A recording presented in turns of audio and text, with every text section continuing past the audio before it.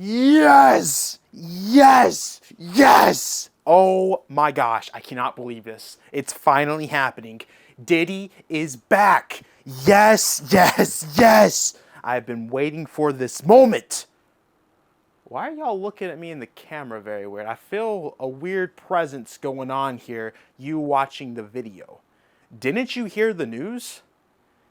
Diddy Kong is back. Alright, so we are back with another news video. There's been a lot of exciting things that has happened today for the Nintendo Switch 2. Obviously, Diddy is back, which is super duper exciting. But before we jump right into this news video, y'all already know I'm about to ask. We're trying to get to 18,000 subscribers before we head to New York City, May 27th. That's our deadline. If we can hit 18,000 subscribers before that trip, that would be absolutely incredible. We've been uploading videos every single day and been doing Switch 2 videos every day. We're going to be vlogging the whole New York City experience of being at the Switch 2 line in front of the Nintendo store. It's going to be an absolute blast, but without further ado, let's jump right into the news. Alright, let's talk about what is probably the most exciting thing to have happened today, and that is the fact that Diddy has returned to the Donkey Kong series. There's been a lot of concern that maybe Nintendo got rid of Diddy because of things going around in the world right now. I don't know if y'all keep up with what's going on with that, but ever since that stuff came out, Nintendo has noticeably stopped using Diddy Kong.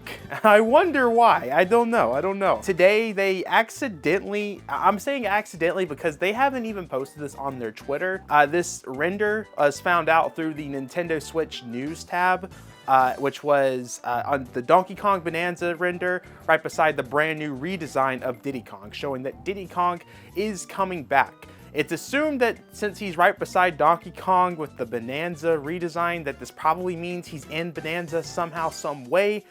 There's not really too many different things regarding the design. Obviously, if you really want a good idea of what you're looking at, because it's hard to tell sometimes from the images, you should pay attention to the Mario movie because it's actually the exact same design from the Mario movie, showing that there's like a pin on his hat, and overall, nothing too crazy. I think they actually added teeth to Diddy Kong this time because he didn't have teeth in his old design.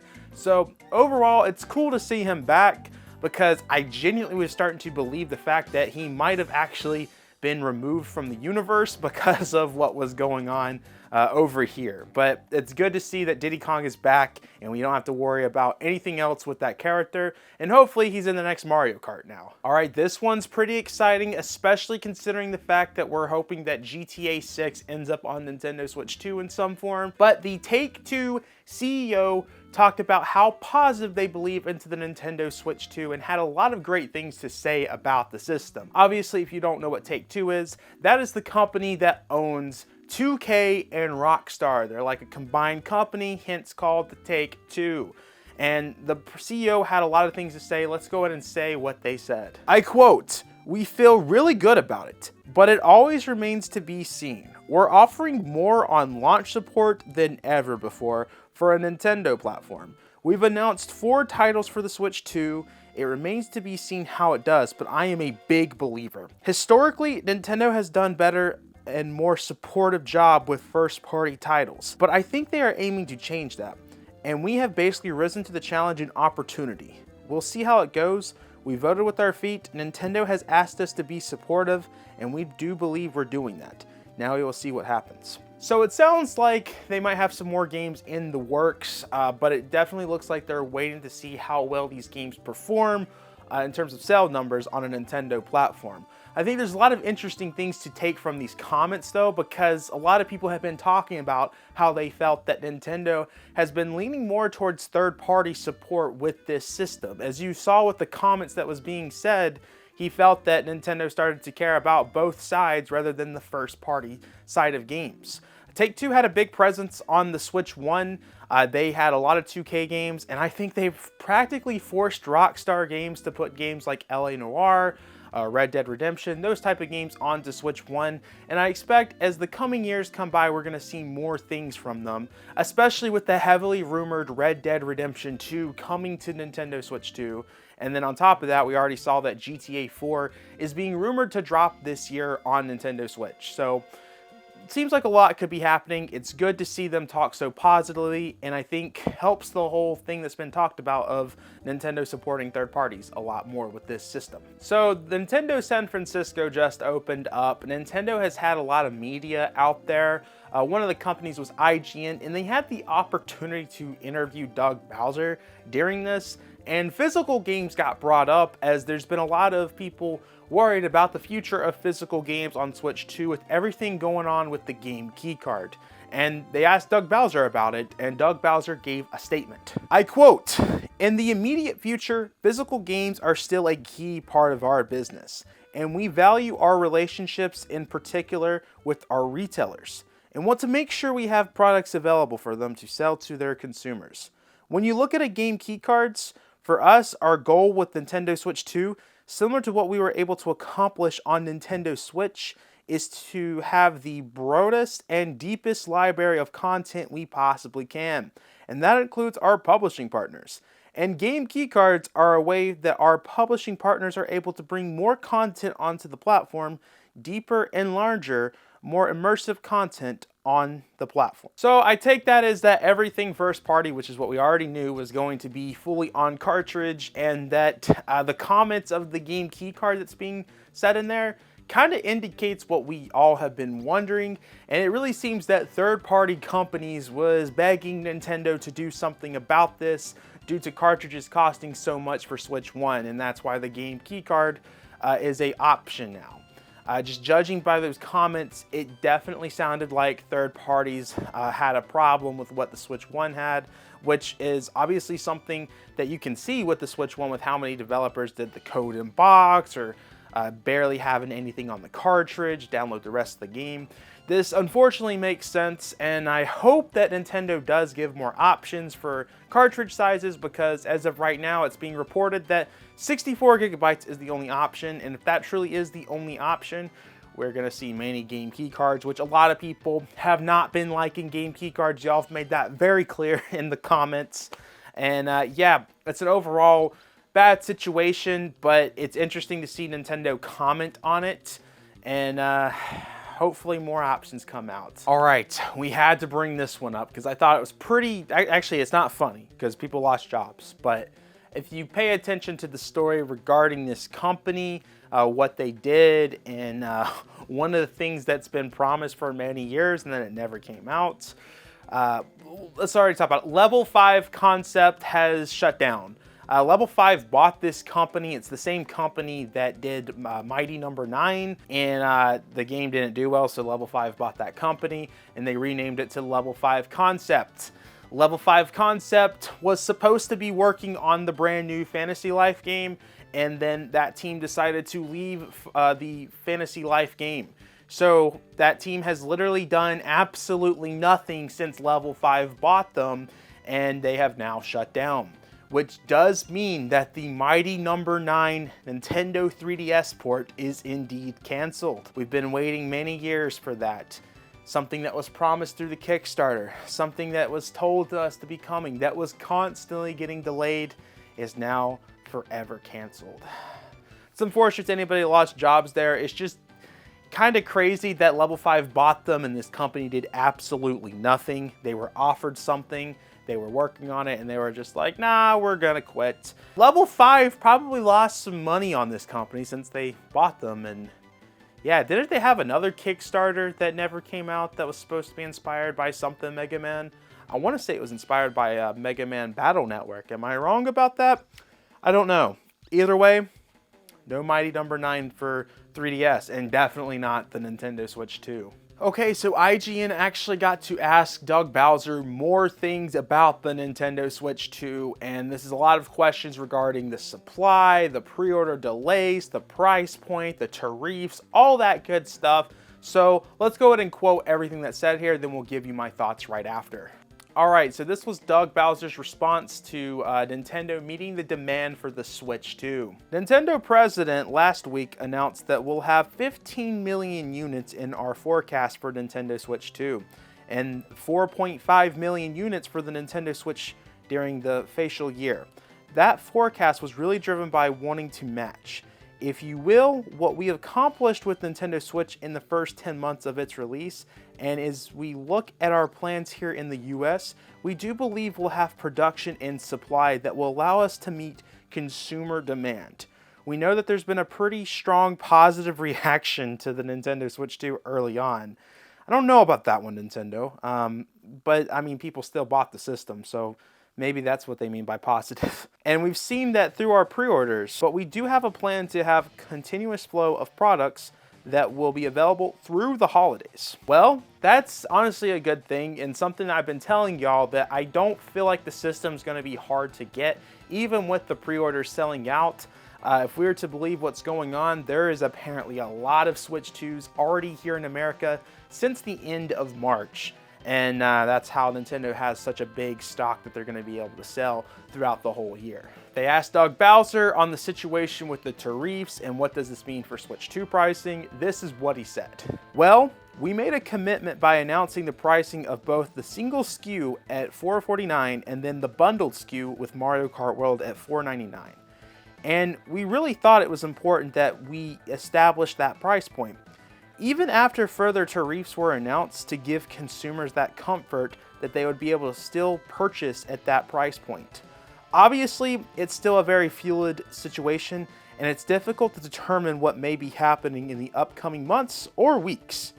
But our commitment is to find ways within existing market conditions or changing market conditions to make our products, including the Nintendo Switch 2 hardware, as obtainable as we possibly can. Yeah, I mean, this kind of makes sense. They even moved the manufacturing of the system when they had the original tariffs. And then when they announced the price point and the system, they had the brand new tariffs get announced. So this is something that Nintendo is paying attention. And like I said, if this tariff stuff still goes on, I wouldn't be surprised if we see a price increase with the Switch 2 either at the end of the year or early next year. I hope I'm wrong, though. Then they asked why they paused the pre-orders.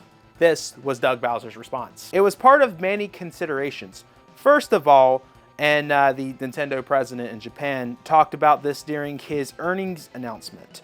Our production for US supply isn't Vietnam, so much less impacted by tariffs as, say, China, however. Some of our accessories are produced in China, and as a result, there was a need to take some pricing on those accessories as we look towards launch and beyond. But that is a bit of the strategy, is to really understand, one, the market conditions, two, origin of production, as we make those pricing decisions, which, you know, again, makes sense. They moved production companies, so I'm curious to see what this means for the accessories. Are they still going to always be being made over there? There's been a lot of people talking about the amiibos. Like for me, I can't buy the amiibos anymore if they're going to be $30 to $40. I was going to get the Zelda amiibos. I was gonna get the Street Fighter amiibos, but I'm gonna have to wait. And they also asked him on the backlash of the Switch 2 pricing and Mario Kart pricing. This is what he had to say. I think anytime you make pricing decisions, there's a level of backlash. But I love to focus now on the store. Wow, I'm not gonna lie. Doug Bowser kind of deflected that one. He was very honest on everything else. And then for some reason with that one, very short statement and was like, yeah, no, let's focus on the store now. It's one of those things, I guess. Don't really know how I feel about that one. Like I said, though, I don't think that the Switch 2 games, I don't think there's going to be many $80 games out there. I'm thinking something like a 3D Mario, a 3D Zelda, probably Smash Bros, and maybe Animal Crossing, which probably would mean that there's one $80 Switch game or Switch 2 game every year is what I'm thinking, or every other year. It's really those like super duper premium titles is what I'm thinking. And who knows, maybe they don't do $80 games anymore after the backlash. However, people are still buying it, so Nintendo probably is going to be like, oh, we can get away with this. Overall, very interesting interview. All right, we got breaking news. We have a brand new game confirmed for Nintendo Switch 2. Cookie Clicker. Yeah, that in my mind that was funny, but honestly, that was probably the most unfunny thing I've done. But if you're a Cookie Clicker fan, it's coming to Switch 2 for some reason. So Nintendo today updated the app, and guess what today's news was on the Nintendo app? Because there's been something brand new on the Nintendo Today app. regarding news. What do you think the breaking news was? You're not going to expect this one. The instruction manual was the news today. They showed you a 3D model of the safety and the instructions, all that good stuff. I can't believe they actually hired somebody to program to make a instruction manual for this app. Whoever is getting paid to run that app, I'm sorry. This one's been going around and a lot of people are expressing concern, but I feel like this does make sense, and let me explain why. But the story is that it's being reported that Nintendo is not sending as many review Switch 2 units as they typically do for their home consoles. And the reason that was given is because they have a giant firmware update dropping like the week of the Switch 2 coming out. This to me makes sense, and the reason why I say that is, we talked about it earlier, this system has probably been in America since March, which is probably way earlier than Nintendo would have ever wanted a system to arrive in America, for example. I don't know this for sure, but I feel like Nintendo probably would have wanted to have these systems out maybe like a month before, but due to the whole situation with everything going on with manufacturing, tariffs, all that type of stuff, they had to bring these systems out earlier. And I feel like that probably played into factor as to why they do not have as many review units to give out, because they don't have the correct firmware updates on there. Now, I guess they could have dropped this firmware update when the review units came out. I don't know, to me, I feel like this makes sense, but a lot of people have expressed concern about it since it's going this way. I'm still not too worried about it. We've seen Nintendo do things like this before. Review units have kind of been something that they have slowly been getting rid of, especially with reviews on games. Unless it's like a big game, they haven't really been doing review codes like they used to. So I think overall it's just something that they're slowly getting rid of. And then for our last story, we're talking about Monolith Soft. Now, if you're not aware, Monolith Soft does the Xenoblade games. However, Nintendo has hired Monolith Soft to do other projects. Monolith has had a part into a lot of Nintendo games on the Switch 1. They had part of mini development, big development, all sorts of things. And now they have hirings to get a 2D designer and a 3D designer. I think the 2D part is probably very interesting, and I'm very curious to see what Monolith is cooking for the Nintendo Switch 2, especially as they appeared to have released their last game for the Switch 1, which was Xenoblade X, and they were such a big developer for Switch 1, it does excite me to see what they have going for the Switch 2. Either way, I think this is exciting to see them hiring, because it means more opportunities for Monolith Soft and what they do with gaming. Guys, that is everything I have for you. Please let me know what your favorite story was that we talked about today. For me, I'm pumped that Diddy is back. That is super exciting to me, especially since we thought he was never coming back. But let me know in the comments down below, because there was a lot of different stories here. I'm sure the Doug Bowser interview is probably going to annoy some people, but I want to hear all y'all's thoughts on what we talked about today in the comments down below. I will be reading. I don't reply, but I do read. Don't worry. I see y'all's comments. Guys, make sure to backslash that subscribe button. If you backslash it right now, go outside. Diddy will be right there at your house. We brought him back because Nintendo noticed us. We're going to bring him back further by, if you subscribe, Diddy Kong. I'm talking about Diddy Kong. Don't, someone's going to twist that in the comments. I already know. We're talking about Diddy Kong here. Make sure to follow the Twitter, Instagram, I already said Instagram, Discord, whatever it is I haven't said, it's in the description below. Monado Marine membership, $5 a month, and I will see you guys in the next video. Peace. I really did think they got rid of Diddy though because of that, but it's good to see that Diddy's still here.